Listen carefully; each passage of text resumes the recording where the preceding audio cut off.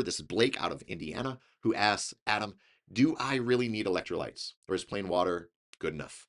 That's a great question, right? So let me open with this because I think this is one of the most misunderstood topics in fitness.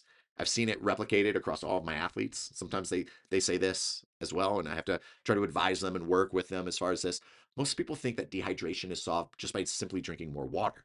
But sometimes water is the exact thing that's maybe making them worse. Oh, what do you mean by that, Adam? Sounds backwards. All right. But in some instances, it's actually true. Here's the thing: water alone isn't always enough, especially when you're training hard, you're sweating heavily, you're living at altitude like we do out in Colorado, or if you're in a dry or humid climate. So let me break that down in a way that actually matters in real life. Now, altitude, like where I live in Boulder, right? Your respiratory rate is higher, you lose more moisture through breathing, and your body is burning through minerals faster than you realize. People move here from sea level and they suddenly feel headaches or fatigue or dizziness and brain fog and all of those things. Why? Right? Even when they drink more water, nothing improves. And the problem can typically boil down to electrolytes, not the water. Dry, arid climates, however, think of places like Utah or Nevada, Arizona, even parts of western Colorado, you don't even realize that you're sweating because it evaporates instantly. That means that you're losing sodium and potassium without any obvious sweat signals, if you will.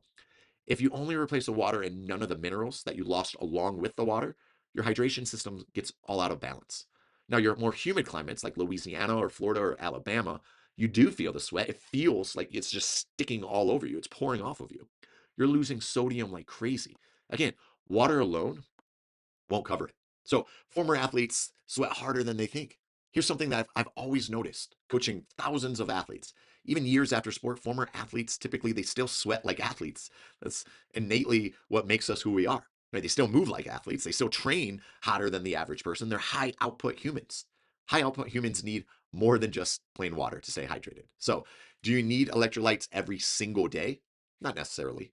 But if you're training intensely, you're sweating noticeably, you're lifting in a hot gym, you're living at altitude, you're doing long cardio sessions, you're rucking outside, you're doing saunas and cold plunges or things like that, then yes, electrolytes make a massive difference.